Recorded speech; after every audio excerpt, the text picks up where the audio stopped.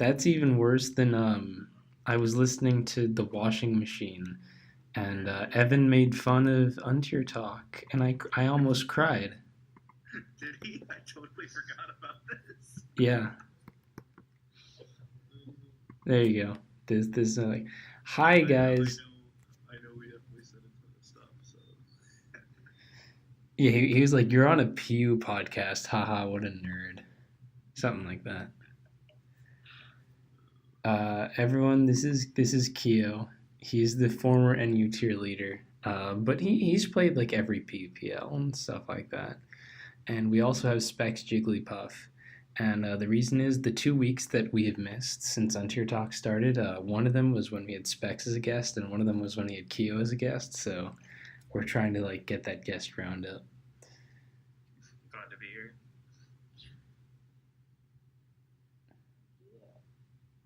Hey Jad, is that all you have to say? Yeah. Yeah. Yeah. Jad was here, Jad. I'm excited to have Kiyo here. I'm not sure about you, Specs. Oh man. Oh, Always hate. that's some shade. Yeah. And it's a shame too. I really wish we didn't miss last week's because that was definitely like a real good episode. And now, how are people gonna know that Protect is broken? Dude, I had you two on the fucking train too, man. We were about to go. We were gonna start something. We were gonna have a movement going, though, dude. Yeah. I'll come up with some other conspiracy theory about how we could just do the toxic and leftover shit, and then Protect ties into that. It's like the Holy Trinity. What? Protect, toxic, and leftovers. It's like the Holy Trinity of broken, dude. Yeah, I mean that's just unfair. But you know what's even better than toxic? Toxic spikes. I was gonna say that, yeah. And speaking of toxic spikes, I guess the one good thing about missing a week is that like nothing happened that week. But since then, we got Sandslash back, and we got a VR update, and so I guess that gives us some mild topics. I don't know. All right, let's get right into it. All right, here, let me actually link you the VR update because I assume you haven't seen it. But Are you saying that I don't know where to find a VR update? I'm on the page right now. really, I mean, you weren't subbed to my channel, so Well, yeah, but Smogon doesn't have a subscription system, but I know I know my way around pretty well. that's true. And sorry about that. What were we talking about again? Were we even talking? I think we. No, we were all. Yeah, we were navigating to the VR. Yeah, we didn't. That's like I have 2 minutes of recording before that interruption, and I don't think we said a single relevant thing. I mean, that's probably fair, dude. I just want to start this off by saying your VR update's a little bit lacking. It's a lot of black and white, not a lot of pretty colors. I think you can go the extra mile and put the Pokemon sprites in there, dude. It'll give the average reader more. Plus, you probably get more love to this. I'm just saying. I mean, I know you got 28 and you're not hurting or nothing, but I don't know about sprites. Sprites take a while, but I could like make it with pretty colors. I could like, changing the color of the update actually doesn't really take that much.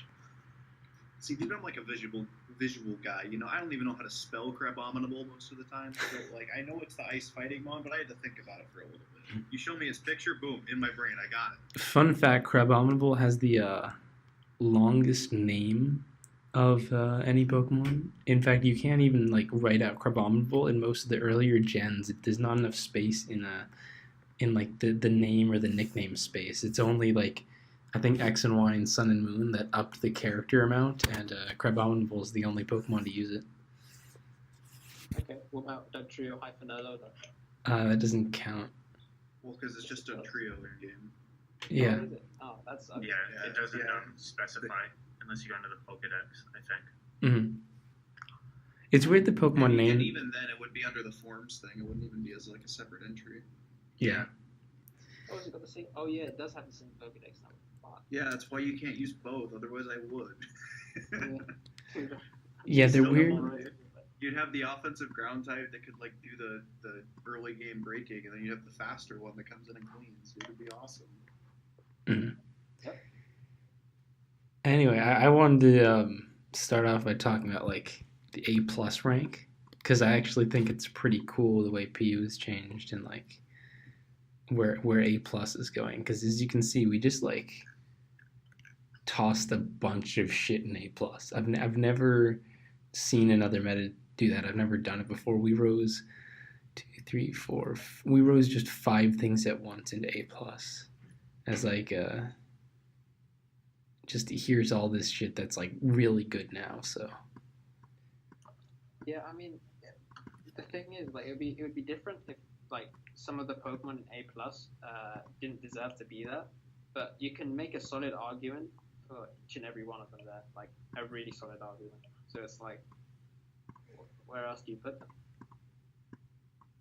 Yeah. A rank. Well, what you get into is you get having to move everything else down a rank to make the ranks make sense again. Yeah, moving down to A pluses in the Like VR. I think VR should do that like once every 6 months or something because everything just gets sort of conflated as being so good and people are reluctant to drop things once they finally rise up.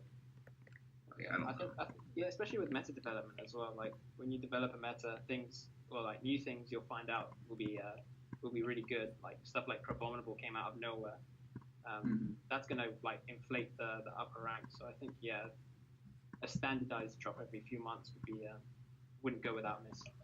I've never really looked into it, but I think it would be worth looking into like a way of making a usage based VR too to a certain extent. Like Amon couldn't be an A plus if it didn't have X amount of usage or something. Or like Amon, I could see like different scenarios for that working really well. I would never want to go off PU ladder. Yeah, not by our usage. I guess that's fair. Maybe there's got to be some way to combine relevant tournament usage, or at least from like matches that you care about. But I don't think you can do it without. Well, this is something I think we should do. I wish there was like an ELO rating for chess that people did based on tournament games too, but like a separate one. You had like your ladder ELO, and then you had like your tournament ELO. So players would actually get a decent ranking, and it would be built up, and you could actually see like who these grandmasters of Pokemon were. See, I'm on two minds that I like acknowledging like the different scenario ladders in compared to tournaments, but I also don't like so explicitly separating the two because the idea is like to not have them be all that separate. Also, Kiyo, do me oh fuck. Hang on one sec. FBI came in again. Yeah. Dude, he forgot to record system audio on this one. He just missed all that juicy gold. No. We got the audio. Don't worry. Don't you worry. All right,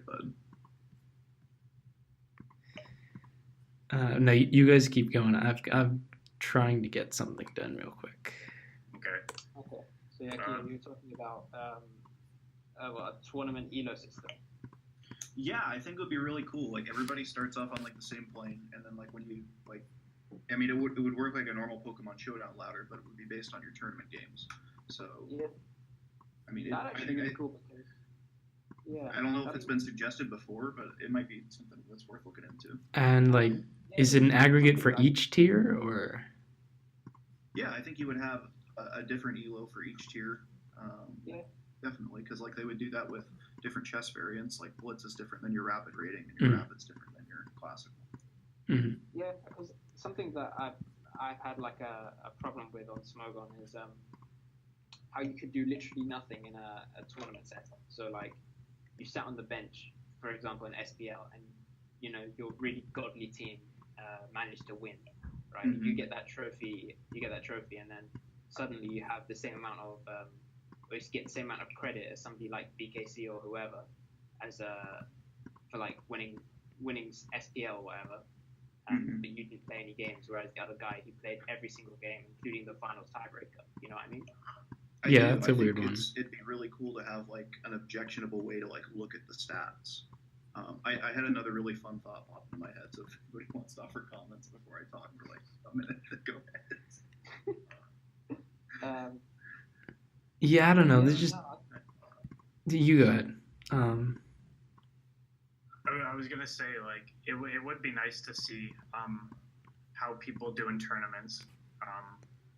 You know, there'd have to be a place to like see all this. But we could easily put like a thread up. System. Absolutely. I mean, it would take a little bit of work, but it shouldn't be much more than like doing the weekly Smogon Tour one if you have multiple people working on other people designated by tiers. But I think it's got some interesting implications for team tours too, because I think a lot of the time people feel like it's just like a circle jerk and you have to be friends with somebody to get in. Yeah. And I don't know if you guys are familiar with like golf, but like when they like create teams for like the team tournaments, like the Ryder Cup or the President's Cup, there's like how many spots are there on a team? 14? I can't remember how many I don't spots know there are. golf. Let's say it would be like an SPL team of 12. Like let's say they would make it so the first 9 spots on everybody's team had to be filled with like the highest rated ELO players in that field. But they also got like 3 wild cards picks that were like captain's picks. That whoever was the team manager, they would just get to pick regardless of whether or not they're in that pool of players or not. Yeah, I mean that would never fly, but it would be interesting awesome. to get, see. Like an objectionable way to always get like the top tier players, but objectionable? Play well that season. You mean objective? Yeah, if you're going off. You mean objective? Because objectionable means people don't like it. Objective. Yeah, that's what I mean. Yeah, not objectionable. I think that'd be a good idea for. That'd be a good idea. No, for but it's just actual. Like if you have a 10 team, it's SPL 10 teams, right? Yeah, well, I mean, I think what you could easily just do a trial run on the separate team tournament too and see how it works on like a smaller scale. Okay, Kiyo, real quick, do me a favor and reload the VR update page. Why? Just do it. Oh, it's pretty now. Is that what you were working on? Yeah. I said fuck because I did the edit and then it didn't take. I had to recolor them. Nice. It's a beautiful. Still got to do the rejected, but yeah. Wait, how did you know that Quillfish's primary typing is poison? You know these things. No, I don't know. I went for poison instead of water because there was already. You wanted some purple in there, man. There was a ton of blue already. Yeah. Fair enough. You gotta get some more colors in there to balance out the cools. You know? Yeah. Well, we really did not talk about the VR update. I think the color lasted longer than the A+. So what was your other idea? Well, that was my other idea. I think we went down this rabbit hole trying to make everything more verifiable with usage stats, and then we shifted to tournament. So let's get back to the VR update. You said you noticed there's a ton of stuff that's totally changed about A+, but you can make arguments for all of it. I like seeing that. Do you think that there's like a super weird like aspect of this now that you've got all of these top tier Pokemon that all are so good that you have trouble preparing for them now? Or is it just you see so many like top tier team archetypes that there's a small enough variance that you can kind of do okay in team building? No, I think you can mostly prep for things now, and that's why we had to get rid of Pyroar and Kingler. Honestly, the way I've been playing it, prepping for things has been mostly about reasonable. I do hate how Kangaskhan and Stoutland kind of like beat a lot of like each other's checks, so it can be hard to get that like one normal check slot really. But other than that, it's been fine, and honestly, I really would not mind Kingler back in this meta. It's gone. Nothing you can do. But if anything, I just find it so weird how, like, after A rank, the odds of me using something just goes down really drastically. I think Kingler. The thing is with Kingler is that it forced you into using a different type of water check compared to what was the standard. Mm-hmm. So the most threatening water type you'd say after Kingler is probably Floatzel or Kabutops, and they're both drastically different to each other depending on how you want to look at it. Because even stuff like Omastar, like you don't actively prep for Omastar, you just sort of put ones together and then say after a smash, does Omastar beat me? And if you have speed control, you say no, and if you don't, or if you do have speed control, you say no, and if you don't, you say yeah, I probably need to focus on that a bit more. I don't know. I think Omastar is a little more threatening than that, but all right. No, but I think he has an interesting point about going team building. I like doing that when I build too. It's just I'm gonna try to build with type resist in mind, and then I'll go and look at the big threats because, like, obviously, just because I have a grass resist doesn't mean I beat Lilligant, for example. But you can kind of build more diverse teams with that sort of broader aspect first, and then refining it. Yeah, that's how like stuff like Crabominable came to power. Stuff like Crabominable type null, um, other blanket special checks or like Tangela, right? Blanket physical checks. They just blanket check a ton of the tier, and it gives you a bit more room to just sort of do what you want with the rest of the slots. And when you go out and you go and set about setting your own win conditions, it's much easier to break a fat team or along those lines. It's a bit easier to play the game. Yeah, no, it definitely gives you more options. Because traditionally, when you're blanket checking stuff, you're getting a lot of roll compression into those slots too, which is absolutely vital if you're trying to build, more of these balanced but still offensive teams that can thrive in most any situation. Yeah, I do also think that with how fast the tier is right now, a good offense is still on the cards. I'd say we have a ton of decent hazard stackers, bike setters, and whatnot. So I think I'd get to see like a proper good offense, like a meta-defining offense. But I would say that it's probably not far away. Yeah, offense is really interesting. I'm going for PU Ladder Tour, and obviously I am not the kind of person who is willing to go for stall to make it an easier qualification. So I've been working with different kind of offense teams, and there's definitely a lot. There's a lot more you can do now that you're not trying to handle Pyroar so much. I think to get to 1300 in just 2 days, I'm sorry, I mean 2 hours. I went with this Kadabra offense, which is something that like really has not seen the light of day. Like we've had it ranked at the whole gen, but nobody's really touched it. And actually, it's actually pretty fun because my biggest issue with offense is you have to be like, can I have my Stoutland out? Can I lock it into return? Because even if I get 2 kills, am I then just going to get swept by Lycanroc? Or am I then just going to get swept by Omastar? All kinds of random things. Like, you don't actually have a ton of leeway depending on how your team is built because you really have to stop this XYZ sweepers from coming in. And that's where Kadabra as a catch-all has actually been a lot of fun.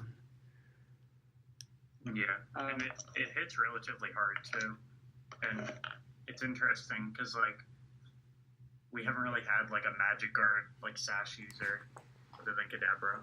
It's interesting that you put that on. I mean, there isn't really unless you want to Sash Clefairy. Yeah, no. I'd say with Kadabra, I think the two interesting parts about it is that on people's teams I've seen at least, their main psychic resists have been like Mesprit, if he has one, like a defensive Mesprit, or like Skuntank. And naturally, Skuntank beats both of them. Kadabra beats both of them because you can just Sash counter them. So I think it's one of those Pokemon which I feel like is underexplored. Like there's a lot of scope for usage there. I just don't know who's gonna take time out of the day almost to like try and enable it on a team. Me. Yeah, or just explore it a bit. I'm really not the kind of person who does that normally, but it just ended up happening. I was like, let's try Kadabra, and it's been a surprising gem compared to like other stuff in C rank that I've wanted to pick up. Has not made me fond of it. Like fucking Regice or whatever is. No, not all the stuff in C rank has this crazy hidden potential at all. But Kadabra is definitely one worth looking at. Yeah. Do you guys have Electrode ranked? We tried. I love Electrode.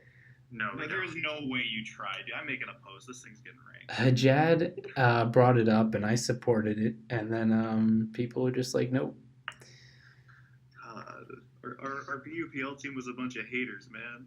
and then they saw it in action. Dude, it's like the thing is about PU at the moment is that fitting an electric immunity on a team is just so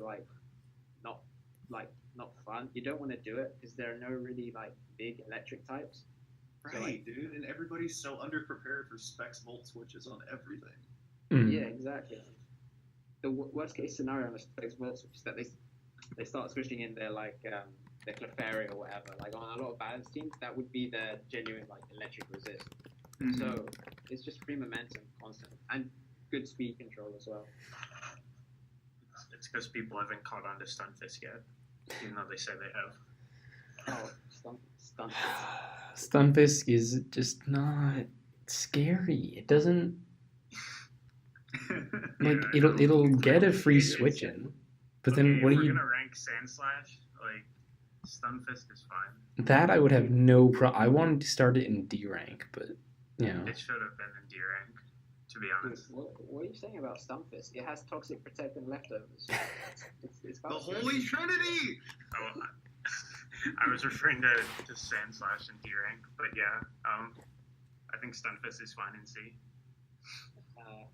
Actually, it's borderline overpowered, dude. That thing also has static. Okay, Yeah, just Yeah, that better thing, at that thing everything. can hit you from left, right, and sideways. Man. but if you static That's them, you three can't toxic directions. them, and that's how you lose NU games. Nah, dude, because anything that you're staticking is probably you turning on you anyways, so it's fine. You wanted that thing parried. No, I'd rather toxic defensive Mesprit. Yeah, but I love staticking That thing Scyther. don't stick around anyways. Mesprit?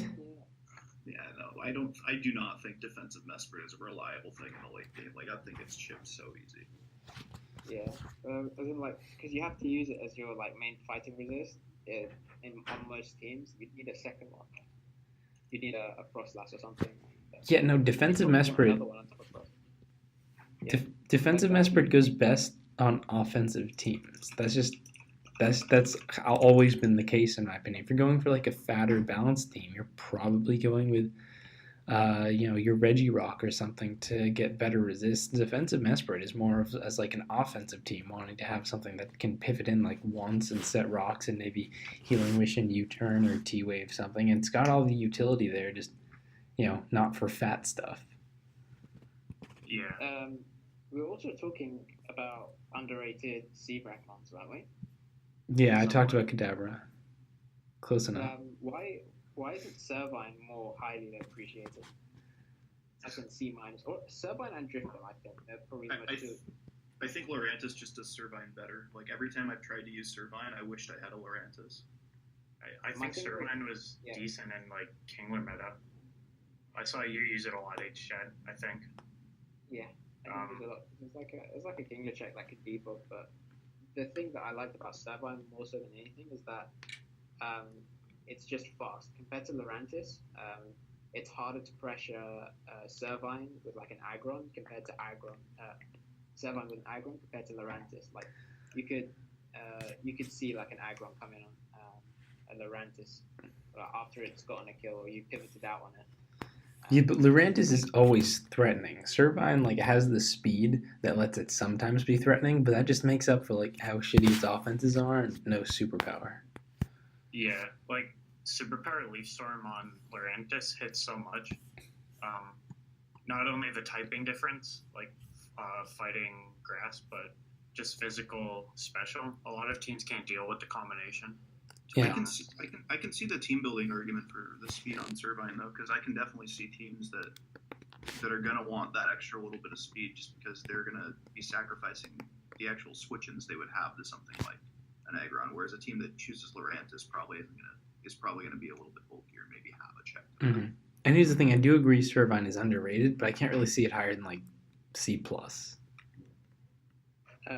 I probably could see higher than C plus myself, but I still think it's one of those Pokemon where like nobody's really like given it a chance. I'd say, like it's one of those Pokemon where I think there would be more people like happy to use it if they'd tried it in the first place. You know what I mean?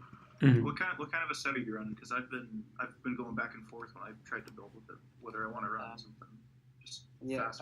Right. Yeah, I was running max HP, max speed with Leaf Storm, Hidden Power, Synthesis Defog. Mm-hmm. So it was one of those sets where it was difficult to revenge kill once it got going. So like stuff like Primate, your typical speed controls couldn't revenge kill a max HP Servine, which is what made it like scary in my opinion. And then because the speed control can't kill it, you need to rely on a more defensive check. And when you're spamming Leaf Storm, checks become like less and less. Speaking of speed control that can't kill Servine, what happened to Scarf Swanna? I haven't seen one of those in ages. I've been using it. It's pretty good, especially with the Lilligant Rise again. I think Pretty reliable Revenger. Yeah, the issue with Scarf Swanna is that you have to try and lock yourself. Well, you're forced into locking yourself into like a water stab if the opponent has one of the above, of like Aggron, Aurorus, Regirock, Lycanroc. Like the meta has just gone to a rock heavy, right? Yeah. So it's like if you lock yourself into Hurricane with Scarf Swanna, you are in a tricky position when it comes down to like playing around an Aggron or playing around an Aurorus. And I don't think people don't want to have that like limitation. Yeah, I could see that. It's just such good speed control, dude. Like the revenge killing aspect of it is incredible right now.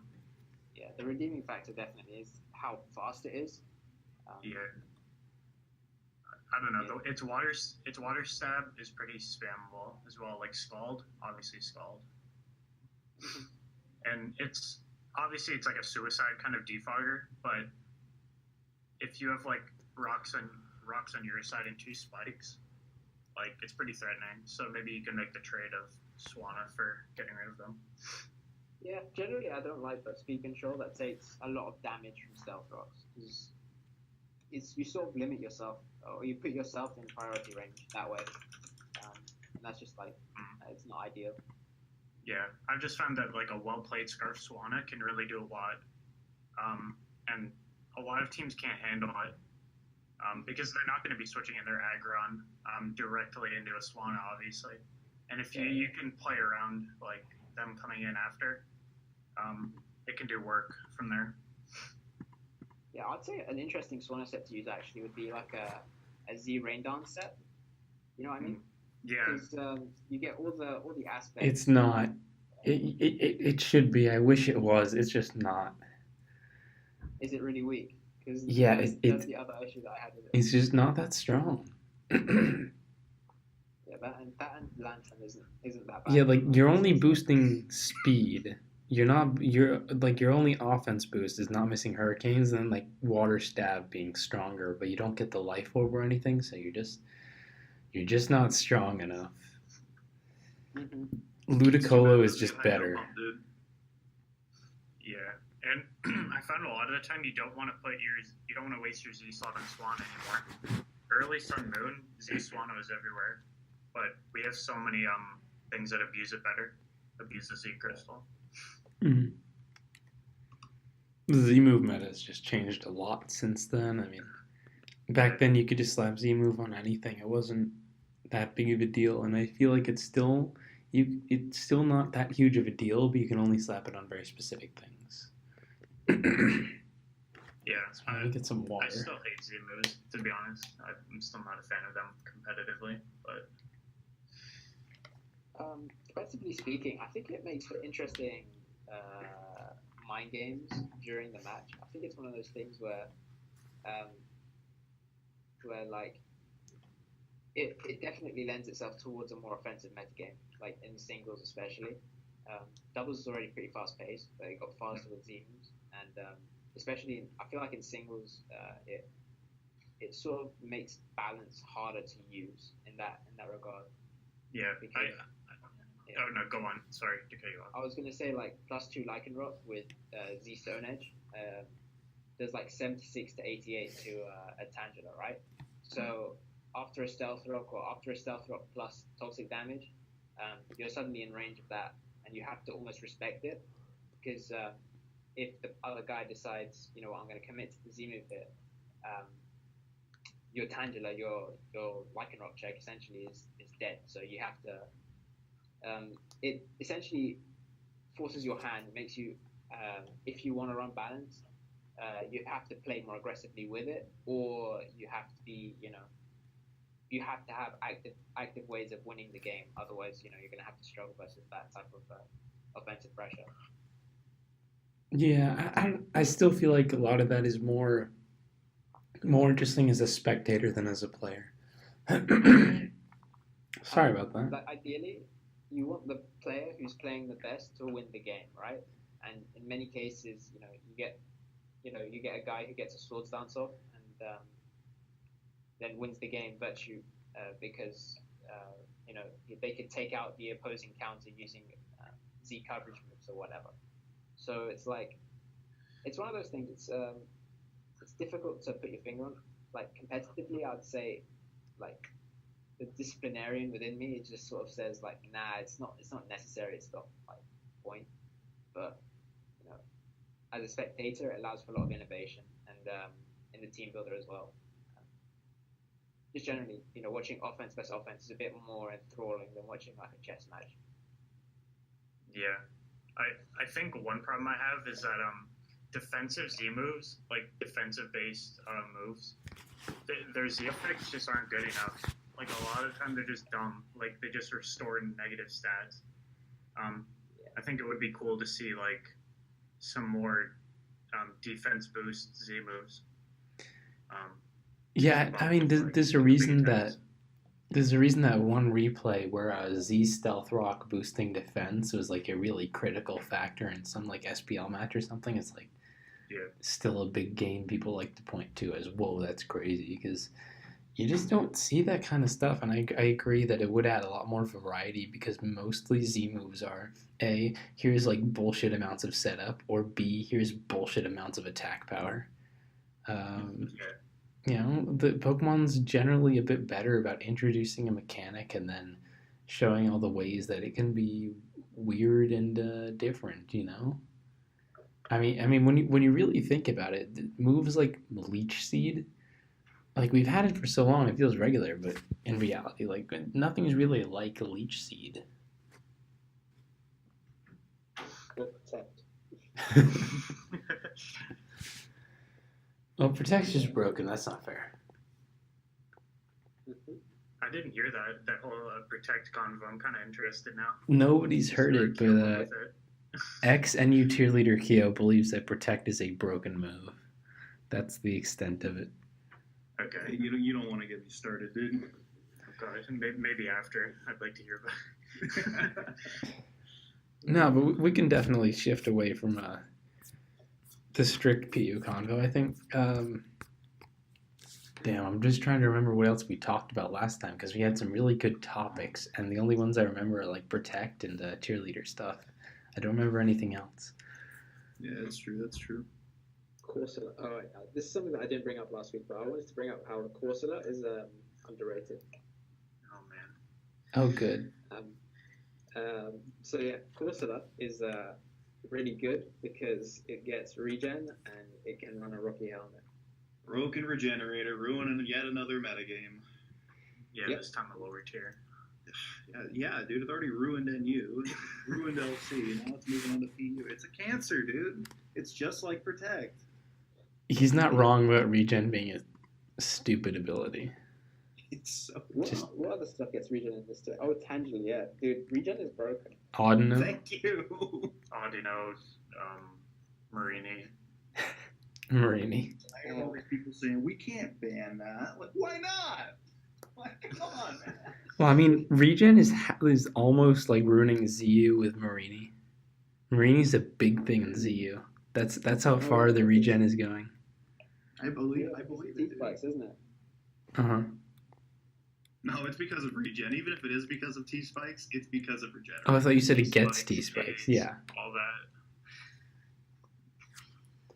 I mean, the thing with regen, the thing that I find it so stupid about it, I think we mentioned this last week, but in NU especially, you can bring a Slowbro down to like 5% health, right? And after a couple of double switches or after a couple of like U-turns or whatever, Slowbro, you can easily see it back up at 100% after Absolutely. all the regen. Yeah. And I so think you don't kill it straight up, that's it. It's there forever. Yeah. Absolutely. It almost takes the game out of the other player's hands. Like, people like to use the argument that like trapping's broken because the opponent like loses the ability to switch. You take away one of their options. I think the same can be said about Regenerator. Like, they are getting a heal that you can't stop. Yeah, The it's only not way you can it's not stop it fun. is through getting 4 turns worth of entry hazards up or pursuing them. NU is It's not just like, fun to play in Good Deal because of Slowbro, in my opinion. But you know what I didn't want to say? There was a Snake game I watched recently, a UU Snake game, where Regenerator Mienshao came in a lot and was used to great effect. And it really dude, made me AV think, like, Mienshao, it's so broken. no, that's what I want. I want to see regen on like different kinds of things that don't actually have their own recovery because Slowbro, like with regen and recover, or Tangler regen and synthesis, is just crazy. I think if you see regen on like something like Mienshao where it's like frail and offensive and doesn't actually have its own recovery move, that to me is at least a lot more interesting. Yeah, dude, why did they give fucking regen to all the bulky shits in Pokemon? Like, why didn't they give regen to, I don't know, Deoxys Speed or something? You know what I mean? No, that'd be terrible. It'd be the best hazard setter. Yeah, dude, like, Sash Deoxys Speed with regen. Like, you just keep regen. You don't get your sash back. Your sash gets consumed. Yeah, that's fine. Yeah, but I think if you saw the number of times that Mienshao was in the game during that set, you would say that you would not want that. Like, I don't understand how you can say that's desirable. It was at least better. It's better than Slowbro. Yeah. I don't know that it is. I think they're comparable in terms of how bad they are. Dude, I think there's like some scope to look at it on offensive Pokemon. Maybe it's less broken on offensive Pokemon, but it's still pretty busted ability, like regardless of what Pokemon you put it on. I think it's a similar level of like, Arena Trap's really broken on Dodrio, but it's just as broken on Diglett. I think just because it's less good at abusing it, it doesn't mean it's like inherently not broken on it. Yeah, maybe it doesn't do what Dodrio does in like as many situations, but in some situations it does it just as well. Did you guys see the Black White OU thread and the dude who was like, "Yeah, please vote on Diglett. I'd be happy to use Trapin." I mean, it's crazy. What a god! Voting on Diglett next to Excadrill, like, dude, it was Googly. Googly's a real one. Like, I holy. didn't even like that. Give me that. Take that, like Googly. No, but I mean, just think about it. Like, Excadrill is one of the like strongest non-legends in the game that we have. Voting next to Diglett. The fact that Smogon thinks that suspecting Diglett would be worse for their image than Arena would not be worse for their image than just suspecting Arena Trap is just hilarious to me. I just don't get like the PR pushback we would get from banning Arena Trap. Excadrill is the go-to choice in Gen 5 speedruns, that it literally just runs the entire game. And dude, it's ridiculous. Diglett is like Diglett. And it's fucking, yep, that's just as bad for our meta right now. Our meta that is in SPL and fucking what the Classic and I don't know. Yeah. Classic Smogon. No, the tour, but that too. It has its own, like, Loki has a lot of good points right now. Loki, like, what is it about? He looks like an idiot. He is an idiot, but yeah, he has some points. I wouldn't know. I very rarely listen to the dude. He lost all his credibility from me early on, and I never felt the need. So he had credibility with you. Please do go on. Well, well, everybody inherently has credibility with me until they lose it. It's like, if you say something that sounds a little fishy, I'm going to check it out, and if you're right, I'll be like, okay, this guy, I kind of trust this guy. No, I mean, like, my first interaction with seeing anything of him, he already had no credibility. Like, that to me is interesting, that you could see something you're from the... judging books by their cover. Okay, dude. You mean judging people by what they say? No, dude, you said you took one look at him. No, the first thing I watched was like, yeah, okay, he's an idiot.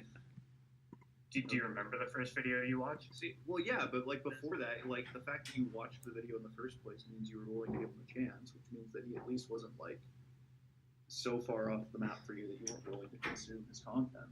I guess. I don't know. That's just like there are a ton of people who will just hate on the guy because their favorite YouTuber does, or because someone on Showdown says that he's cancer or something. All right, It's just like, let's like the fact let's take get that off to make let's it get off out. our list though, please. No, dude. What? You don't want to get called out on his channel? Come on, man. Dude, what else is that? Oh, You speaking don't of want you don't want to speak bad to Gen, friends. You're speaking your of own fans. whoa, speaking of bad Gen 5 tiers, we're trying to fix Gen 5 PU. Shadow It's Tag not bad yes. Gen 5 tier. It's just not optimal yet. Not Shadow optimal. Tag band. No. No. Nope, it isn't. Gotharita isn't even ranked, by the way. Yeah, you guys should fix that problem first before that becomes an issue. Well, yeah, this Yeah. is before the entire Shadow Tag wave. We're still using the VR from like August 2016. Nice. This is before Gotharita was suspected in Ubers, so. I'm pretty sure that can you use Gotharita Clang and PU? Like that's legal, right? 'Cause Yeah. mine's not anybody use it. Yeah, so yeah, that's your tier right there. Good luck. Now, the things we're looking at are Combuskin and Rotom Frost, which don't have Shadow Tag, but they have Speed Boost and Stab Bolt Beam, so those are like almost broken. Yeah. Yeah, I think Buskin's worse personally, but Can you imagine if your Buskin got trapped though? And then what would you do then? It's difficult for me to just to check the basket. That's how it's gonna go. That's how it's Can't be broken if it's dead, man. that's how it's gonna go if it isn't banned. Oh man, this is generally in Black White EU is that we have a ton of psychic or def psychic types that can just take on Combuskin. I don't think Combuskin is the main issue. However, like Rotom is just it's got so much. yeah. No, I agree. Rotom is way worse. It's more constricting. Like you said, the psychic types, like those are options. You know, The like problem is nobody's running the options. well, I mean, Like, we're it's still not experimenting. PUPL. Like in PUPL, we had Pablo bringing Spadef Hypno. It's like there's more to delve into in like ideas about checking Combuskin and Yeah, Rotom. there's definitely more to delve into. You guys just got to be sure you like triple check the freaking tier list because things happen there sometimes. I mean, we had Like, Linoon. legal and We had Linoon Yeah. for PUPL before he got rid of that shit. like road tournament games because of it, and then even when your team like has a ruling from the official tournament rules that says like you're supposed to allow it, they don't. Bad things happen. It's yeah. Yeah, I think Black White needs to be a bit clearer. Let's say. Yeah, you guys need to have one. You need to delete all the other tier lists that are wrong. That's what you need to do, and then you need to make sure the one you have up there is right and stick to it if it's fucking wrong. Okay? It wasn't a You don't tier know list. It was a. retroactively find that things are like, oh yeah, that should have been on there. It wasn't. That should be banned. It's not. It's an egg move illegality. Oh fuck, dude. Oh yeah, like PU at the time of Gen 5 was like on the same sort of level as like SU is now. Like we had I think about 5 active users in total, and when I started playing Black White PU, I think it was around the time Superior and Samurott were still in the tier, so I was like, nah, get me out. So Oh man. it's come a long way since that time, but I'd say the amount of players that we have, the tier leaders themselves have improved drastically since then. Oh, thank you. Yeah. Uh. I was talking about you though. Oh well.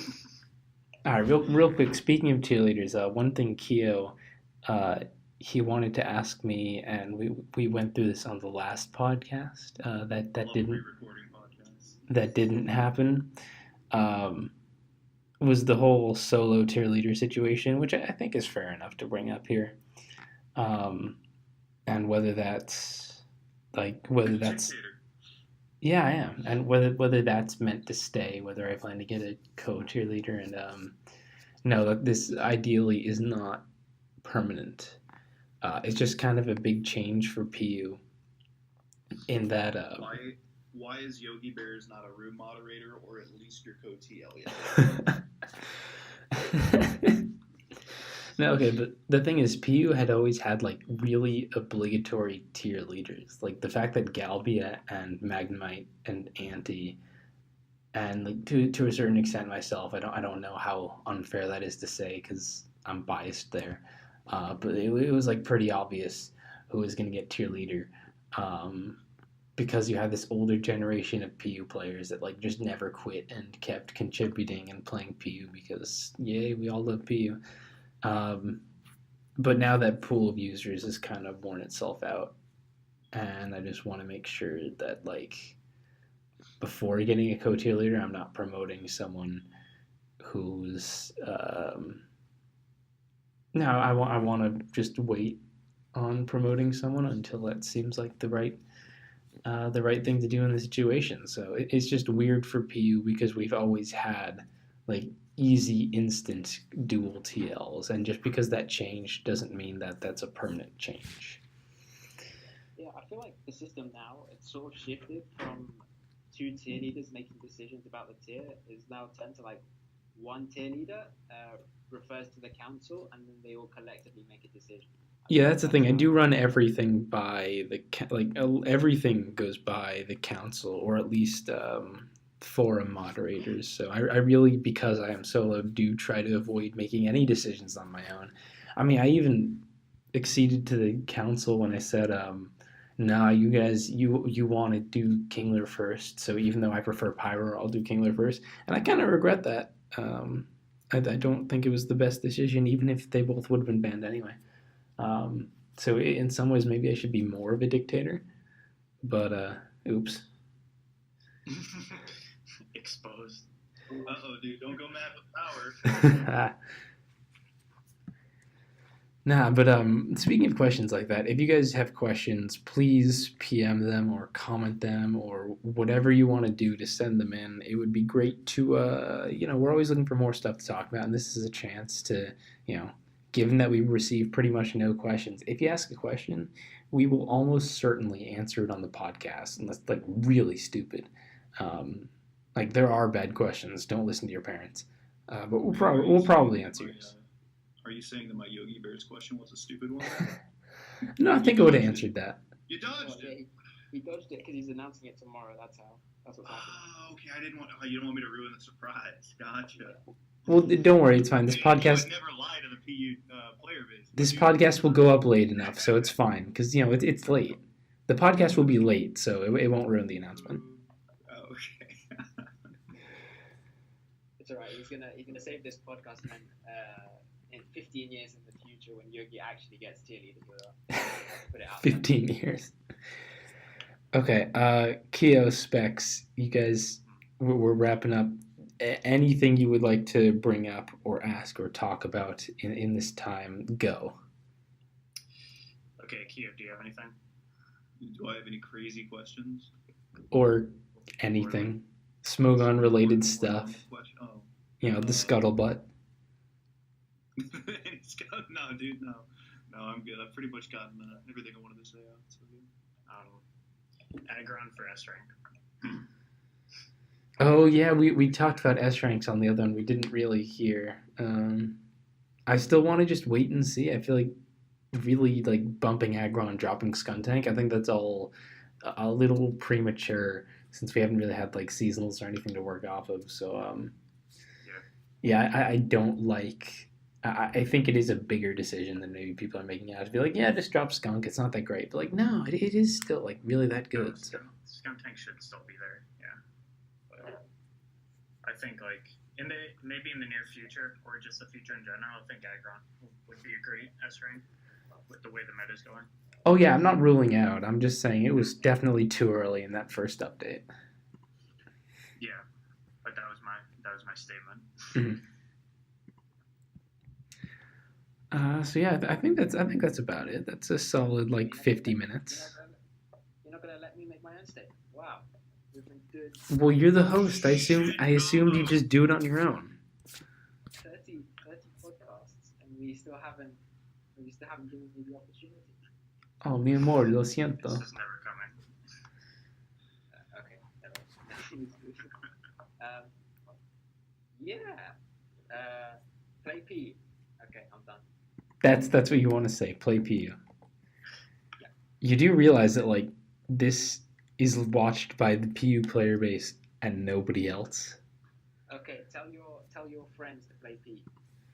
Like I really do enjoy the amount of views I get, even though it's small and like the subs. Like I don't have many subs or views, but I think if you look at it in terms of the PU player base, it is pretty much like a lot of PU watches it, and that's all. That's good enough for me. But like everyone who watches this plays PU just based on the size of the tier. So